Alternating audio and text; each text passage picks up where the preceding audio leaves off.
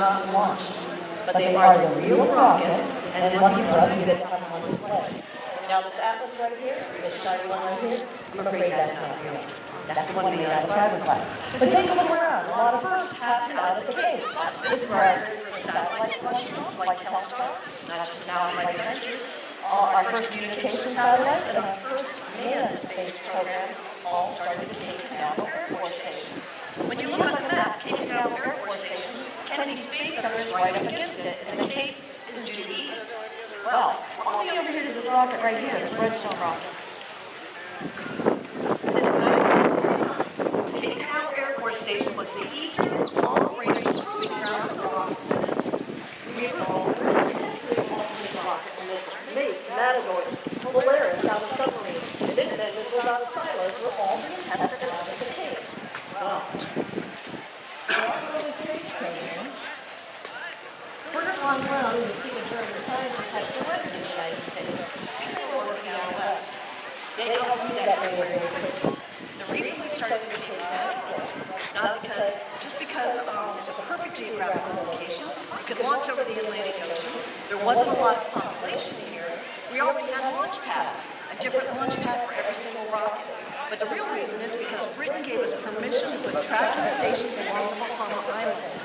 Very important when you want to follow your manned space flight. So that made it the perfect location to begin our first space program. The Mercury program, Gemini, and first Apollos all began at Cape Canaveral Air Force Station. Now take a look at this Redstone rocket right here. 1961. This Redstone rocket is much like the same one our first American rode into suborbital space. Alan Shepard leaves famous ingress out of the Cape. He's had a great big breakfast of filet mignon and several cups of coffee. It's about 4:30 a.m. when he gets into that van with William Douglas, the medical director, and John Glenn. William Douglas gives him a box of crayons so he'll have something to do in space. Well, they travel on over to Blockhouse 5-6. This rocket is only 300 feet from that blockhouse. There's over 100 men in that blockhouse all smoking cigarettes. I know it's true because the ashtrays are built right into the console. You can see photographs of our young scientist, Wernher von Braun, inside that blockhouse. Wow. Alan Shepard climbs into that capsule, and John Glenn helps distract him. On the console, there's a sign page that says no. They last about a minute. He's in there for 4 hours. He still hasn't launched. What do you think's going through his mind? Shouldn't have had that last cup of coffee, right? 9:30 a.m., he says, come on, let's fix that little problem.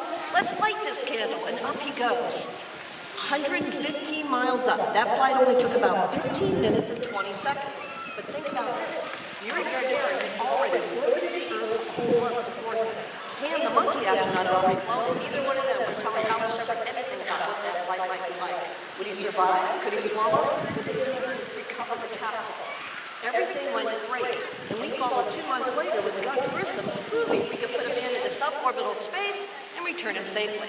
Now, although Gus Grissom's flight was an identical flight, you may remember we lost that capsule. Well, we recovered that several years later, and they did prove that he did not open that capsule by accident. Well, our young president, John F. Kennedy, this first flight Alan Shepard was May 5th, 1961. By the end of May, John F. Kennedy was in front of Congress generating the largest budget in history for the space program, and the space race was on. Well, we were in a space race with the Soviet Union. In 1957, the Soviet Union and the United States got together to launch satellites for the good of everyone on Earth. The Soviet Union was really good at this. October 1957, Sputnik, success. November 1957, another Sputnik, again success. Don't worry, because we were going to launch our very first satellite from Launch Complex 18 out at the Cape, and it's going to be so grand, we're going to do it on television. It's called the TV3 mission. Well, some of you know this story. Within 2 minutes, that Vanguard rocket blew up on the moon. We got the film to prove it. Don't worry, Wernher von Braun was already working with us, and from historic Blockhouse 26 out at the Cape, in January 1958, we launched our first successful satellite Explorer, courtesy of Wernher von Braun, and then the space race was really on. So 1961, we do our first 2 suborbital flights with Alan Shepard and Gus Grissom. Well, we've mastered space for 15 minutes. It's time to move to Launch Complex 14 and send John Glenn around the world for 4 hours and 3 orbits. Hey, we've mastered space for 15 minutes. Well, John Glenn goes over Australia in the middle of the night. 2 towns turned on all their lights, Perth and Rockingham. He could see that from his capsule. He told Mission Control to tell them what an amazing sight and to thank them very much. Well, we do 3 more orbital flights, ending with Gordon Cooper doing 34 hours in space and 22 orbits. Does that tell you we're going a little quickly through the program? That's all between 1961 and 1963. Now walk with me over towards the Gemini capsule. Now, Gemini program, almost more important than Apollo. And all of our passengers during Gemini, as you see today, first time we ever rocket, first time we've ever docked in space. It's our first long-term flight. It's our first time on board computer. Our very first successful spacewalk. Engineers between 1965 and 1966, we do 10 manned missions, all of tasks we've never done before. This is my favorite program. This is the program I'm going with. This is what astronauts racing through their heads around the beach. This is when we're playing pranks on each other. These astronauts and engineers at the out at Launch Complex 19, like 12, 14 hours a day. They're testing all day long. There's no cell phones, there's no laptops, there's no way to reach your family. There's one phone probably in the blockhouse attached to the wall. Your families don't even know you're safe until you pull in the driveway at the end of the night. Those astronauts worked hard and they played hard. Yes, Gordon Cooper did fill the Holiday Inn swimming pool with fish. And yes, those astronauts did drag a great big boat into that swimming pool so they could fish off it. They played many pranks on each other. Gemini program is my favorite for biographies. Let me recommend a biography to you. Any of them. All the Gemini programs all include those pranks. I just read Moonshot by Deke Slayton and Alan Shepard, and it included many of those pranks. Well, Gemini program's a great success. John Young and Gus Grissom are the very first Gemini astronauts on the very first ride. Would you believe John Young smuggled on a pork sandwich? Seriously, look at this now. They ate half that sandwich. Crumbs got out. Boy, did they get in trouble. It's our first onboard computer. When it landed, it had crumbs in the console. The story goes that Gus Grissom took that other half of the sandwich, sealed it in plastic, and put it on John Young's desk to remind him to stay out of trouble. Well, Gus Grissom was so important in designing that Gemini capsule, it was called the Gusmobile. Gemini, big success. We even use those tasks today, living on the International Space Station. Now walk with me over towards this big rock at the back of the rocket cart. This large white rocket flying over there.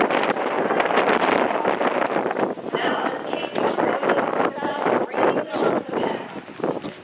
Now we're at Launch Complex 34. Now it's Salisbury. Apollo 1 tragedy. We trailer that Saturn 1B rocket out to the pad and we raise it right up to the hard stand. Now the blockhouse is so big, it holds 500 people. And you can see photographs of our young president, John F. Kennedy, inside that blockhouse. Remember, John F. Kennedy was fascinating, and one of the people who was right here, moving that rocket. Picture this large rocket out of Launch Complex 34. It's on top of the hard stand. That house is about 218 feet above the ground. January 27, 1967. It's a dress rehearsal. It's just a simulation. It's called a plugs-out test. 3 astronauts under that houseboat at 1 o'clock in the afternoon to begin testing. Gus Grissom, our second astronaut in suborbital space. Ed White, he had done our very first successful spacewalk in history. Roger Chaffee is going to be his very first flight. So they're testing all day long. They're working all day long. 6:30 p.m., there's an electrical fire. In less than 1 minute, all 3 astronauts perish. It's a tragedy, but after 1,341 modifications, tell you we're going a little quickly, including the door, including the oxygen, and after NASA develops the smoke detectors that we use in our own homes today, then out of the ashes in October 1968, rises Apollo 7 to be the last manned launch of Cape Canaveral. We forgot about Apollo 7 because of the Apollo 1 tragedy. Apollo 7, Wally Schirra, Don Eisel, and Walt Cunningham. October 1968. They did 163 orbits. They spent 10 days in space. They launched from the very same launch pad that the Apollo 1 tragedy happened from. How brave were they? You might remember these astronauts. They're the ones that caught cold. One astronaut had a cold, the other two caught it. You can't blow your nose in microgravity. That was a very uncomfortable flight for those 3 astronauts, but a very successful flight for NASA. Well, in the meantime, let me give you your trivia answer for this week. Apollo 7 is the last manned launch from Cape Canaveral. That Saturn 1B rocket is the first rocket we built on purpose to send men into space. All the other rockets, we just sort of repurposed from the military. So those will help you in trivia next week. Well, today we're working on our space launch systems with the Orion capsule. That's a heavy lift vehicle that's going to take astronauts to an asteroid, moon, and then eventually to Mars. The Orion capsule, built by Boeing, carries 4 astronauts. We've done a heat shield test for the Orion capsule about 3 months ago, and it was very successful without astronauts, but we did that out at the Cape. Cape Canaveral still has 3 active pads. Our locals know we launch 2 to 3 times a month from there. Military satellites, GPS satellites, and cargo to the space station by SpaceX. Well, NASA has awarded contracts to SpaceX and Boeing to reach the International Space Station. Remember, the International Space Station is just low Earth orbit. It's only about 220 to 260 miles above the Earth. SpaceX is going to be using 39A. That's the launch pad where every single man that walked on the moon launched from, and the last pad that Atlantis launched from. It still has the shuttle structure for low Earth orbit, so it's the perfect pad for them to use to go into space. Well, SpaceX and Boeing are both looking at sending astronauts to the International Space Station between 2018 and 2021. That's just around the corner. NASA is looking to going back into deep space, beginning testing 2018, maybe 2021, to actually have astronauts start going back up into space. Now today, I told you about all these rockets in the rocket garden, about how they were real, but they just weren't launched. There is one piece of equipment in this rocket garden that is real and was used. Take a look at this orange service arm over here. Follow me over here. This orange gantry, or service arm, was used on Kennedy Space Center side. Now, after we had that last man launch from Cape Canaveral, we were already on John F. Kennedy Space Center side, which is about 140,000 acres. They only used 10% for the launch facility, and they created wildlife preserves around the launch pad. Yeah.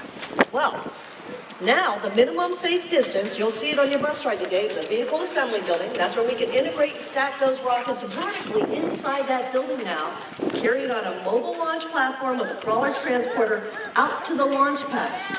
Now the minimum safe distance, the Saturn 1B was 1,000 feet from the blockhouse. Now the minimum safe distance is just over 3 miles. That's how much bigger the Apollo Saturn 5B rocket was.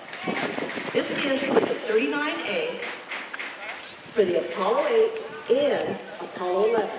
That very same walkway is the one that Buzz Aldrin, Neil Armstrong, and Michael Collins actually walked on to get to their capsule to go to the moon. How cool is that? So you guys can have that same experience today.